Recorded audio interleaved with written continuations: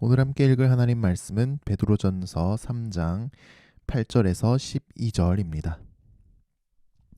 마지막으로 말하노니 너희가 다 마음을 같이하여 동정하며 형제를 사랑하며 불쌍히 여기며 겸손하며 악을 악으로 욕을 욕으로 갚지 말고 도리어 복을 빌라. 이를 위하여 너희가 부르심을 받았으니 이는 복을 이어받게 하려 하심이라. 그러므로 생명을 사랑하고 좋은 날 보기를 원하는 자는 혀를 금하여 악한 말을 그치며 그 입술로 거짓을 말하지 말고 악에서 떠나 선을 행하고 화평을 구하며 그것을 따르라. 주의 눈은 의인을 향하시고 그의 귀는 의인의 간구에 기울이시되 주의 얼굴은 악행하는 자들을 대하시느니라 하였느니라. 아멘. 베드로전서 3장 17절은 이렇게 말씀합니다. 선을 행함으로 고난받는 것이 하나님의 뜻일진데 악을 행함으로 고난받는 것보다 나으니라.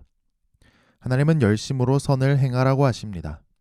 고난을 받을지라도 선을 행하라고 하십니다. 선을 행함으로 고난받는 것이 하나님 뜻이라고까지 말씀하십니다. 오늘 우리가 읽은 베드로전서 3장 8절에서 12절은 인간관계를 바로 이 선행의 네 번째 영역으로 듭니다.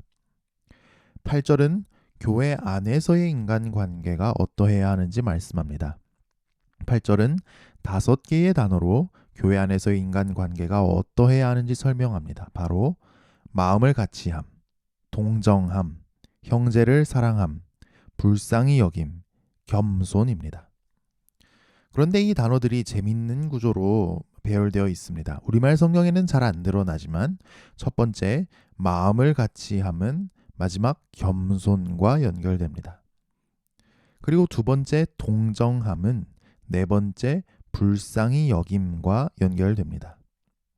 그래서 이 5단어의 핵심은 형제를 사랑함입니다. 결국 이 5개의 단어는 모두 교회 안에서 서로를 형제로 사랑하는 것이 어떤 것인지 설명합니다. 참 이상하죠? 피를 나눈 사이가 아닌데 우리는 서로를 형제, 자매로 여깁니다. 가족으로 여깁니다. 아버지가 같기 때문입니다. 한 하나님을 믿기 때문입니다. 우리는 한 하나님을 믿으니까 8절 처음에 나온 것처럼 마음을 같이 합니다. 여기서 마음을 같이 한다는 것은 같은 생각을 품는다는 뜻입니다. 그렇죠. 공동체가 하나가 되려면 같은 생각을 품어야겠죠. 베드로 당시 교회도 같은 생각을 품는다는 건 쉬운 일이 아니었습니다. 한 교회 안에서 같이 신앙생활을 했지만 민족이 달랐습니다. 언어가 달랐습니다. 성별이 달랐습니다. 신분이 달랐습니다. 경제적 수준이 서로 달랐습니다. 교육 수준이 달랐습니다. 오늘날 우리도 같은 생각을 품고 한 공동체가 된다는 것이 얼마나 어렵습니까? 우리는 같은 언어를 사용하고 한 민족임에도 불구하고 말입니다. 정치적 입장이 다릅니다. 경제적 수준이 다릅니다. 세대가 다릅니다. 성격도 다릅니다.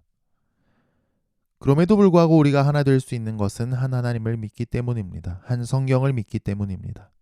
하나 되려면 우리가 하나님 뜻에 더 가까이 가야겠죠. 성경의 진리에 우리가 자꾸만 더 가까이 가야겠죠.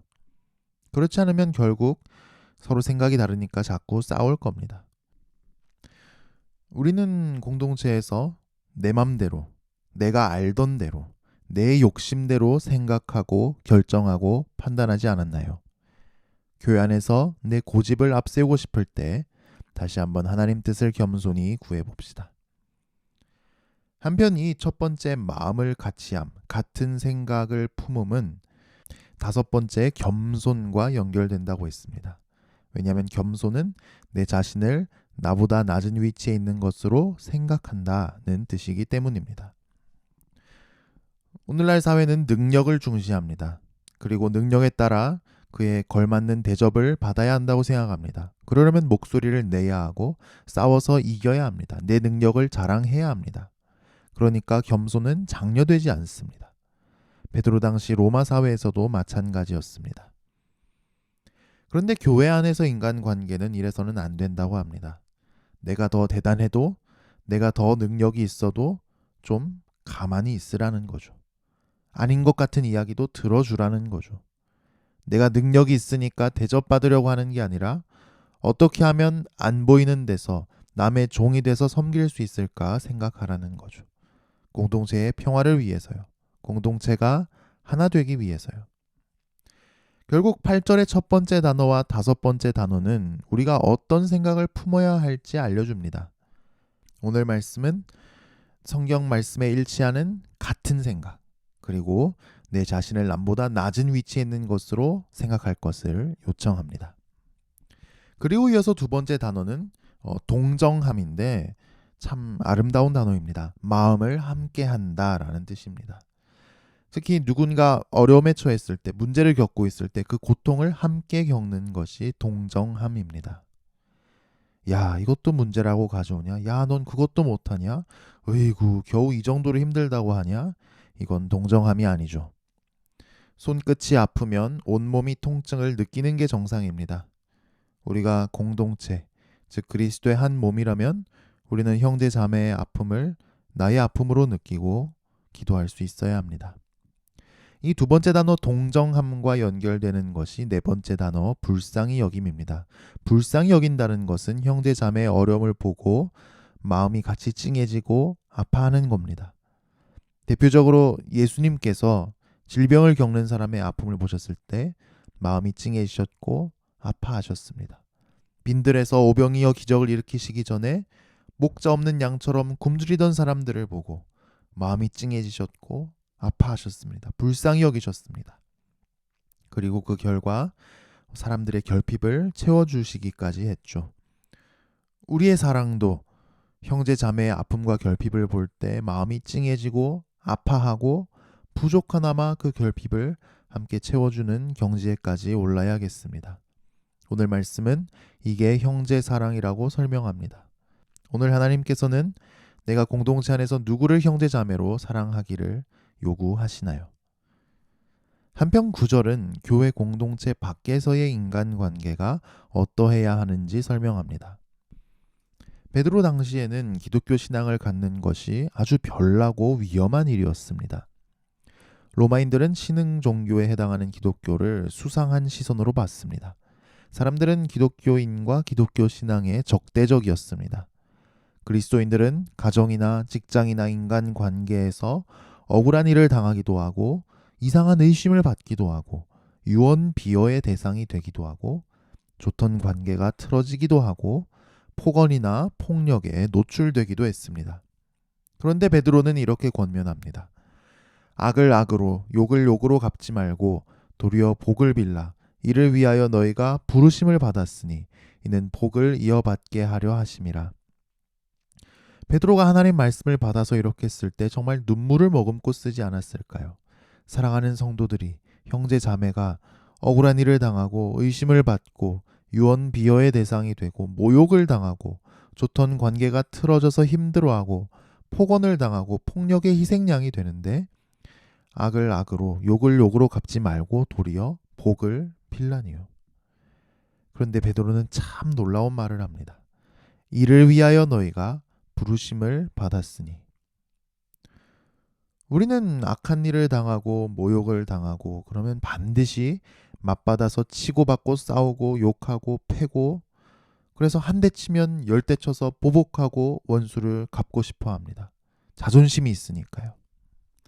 그런데 악을 악으로 욕을 욕으로 안 갚고 오히려 복을 비는 게 우리의 부르심이랍니다. 그게 우리의 사명이랍니다. 하나님을 위해서 대단한 일, 큰 일을 하겠습니다. 수천 명, 수만 명을 전도하고 양육하겠습니다. 전 세계를 다니며 바울처럼 선교하겠습니다. 이 세상의 불의를 반드시 바로잡겠습니다. 이것도 다 중요한 일인데 이 모든 것에 앞서서 우리의 부르심은 나한테 한 대로 원수 갚는 것을 포기하고 보복하는 것을 포기하고 자존심을 버리고 축복하는 것이 우리 사명이랍니다. 예수님이 그러셨기 때문이죠. 죄 없으신 예수님은 잠잠히 십자가에 못 박혀 죽으셨습니다. 그러면서 하나님께 기도하셨습니다. 아버지 저들을 사하여 주옵소서. 자기들이 하는 것을 알지 못함이니이다. 왜 그래야 할까요? 그 이유가 9절 하반절부터 11절에 나옵니다. 이는 복을 이어받게 하려 하심이라. 그러므로 생명을 사랑하고 좋은 날 보기를 원하는 자는 혀를 금하여 악한 말을 그치며 그 입술로 거짓을 말하지 말고 악에서 떠나 선을 행하고 화평을 구하며 그것을 따르라. 우리가 하나님 뜻에 따라 악한 말을 그치고 선을 행하고 화평을 구할 때 하나님께서 생명과 좋은 날로 우리에게 갚아주신다고 약속합니다. 그러니까 우리의 행복은 내가 나를 어렵게 하는 사람과 싸워서 얻어내는 것이 아니라 하나님께서 책임지시고 내려주시는 것입니다. 하지만 우리가 악을 악으로 갚지 않고 복을 빈다고 우리는 나쁜 일을 당해도 그냥 무기력하게 당하고만 살아야 된다는 뜻은 아닙니다. 그 사람이 내게 잘못한 것이 그냥 없어지는 것도 아니라고 말씀합니다. 12절은 이렇게 말씀하기 때문입니다. 주의 눈은 의인을 향하시고 그의 귀는 의인의 간구에 기울이시되 주의 얼굴은 악행하는 자들을 대하시느니라 하였느니라. 우리가 하나님의 부르심에 따라 악을 악으로 갚지 않고 복을 비는 것은 온 우주의 심판장이신 하나님께 심판을 맡기는 것입니다. 로마서 12장 19절은 이렇게 말씀하죠. 내 사랑하는 자들아 너희가 친히 원수를 갚지 말고 하나님의 진노하심에 맡기라. 기록되었으되 원수 갚는 것이 내게 있으니 내가 갚으리라고 주께서 말씀하시느니라. 나를 아프게 하는 사람이 있습니까? 오랫동안 용서 못하고 있는 사람이 있습니까? 내게 수도 없이 나쁜 짓을 저질렀지만 정작 그 사람은 자기가 나를 얼마나 아프게 한 줄도 모르고 뻔뻔하게 살고 있어서 보기만 하면 열불 나는 사람이 있습니까? 지옥불에 떨어지기를 저주하는 사람이 있습니까? 오늘 하루 주님의 부르심에 따라 악을 악으로 갚지 말고 복을 비는 우리가 될 수 있기를 축복합니다. 기도하겠습니다. 하나님 아버지, 우리가 예수 믿게 하시고 그리스도의 몸이 되게 하시니 감사합니다. 우리를 한 몸으로 부르셨으니 형제 자매를 사랑하게 하여 주옵소서. 내 고집, 내 방식을 버리고 하나님 말씀으로 하나 되게 하시고 형제 자매를 대할 때 내 자신을 먼저 낮추게 하시며 같이 아파하고 서로의 결핍을 채워줄 수 있게 하옵소서. 오늘도 우리는 많은 사람을 만나며 살아갑니다. 누구를 만나든지 그 사람이 하나님 형상임을 기억하게 하시고 우리가 주님을 경외함이 우리가 사람을 대하는 태도에 나타나게 하옵소서. 악을 악으로 갚지 말고 욕을 욕으로 갚지 말고 복을 비는 것이 우리의 사명이라 하셨으니 사명에 순종할 수 있는 믿음도 주옵소서. 오늘 우리에게 일용할 양식을 주옵시고 연약한 몸과 마음을 회복시켜 주옵시며 특별히 질병의 확산으로부터 우리 성도님들 가족들 지켜 보호하여 주옵소서. 오늘 우리에게 필요한 모든 은혜와 복을 주님께 구합니다. 넉넉히 공급하여 주옵소서. 예수님 이름으로 기도합니다. 아멘.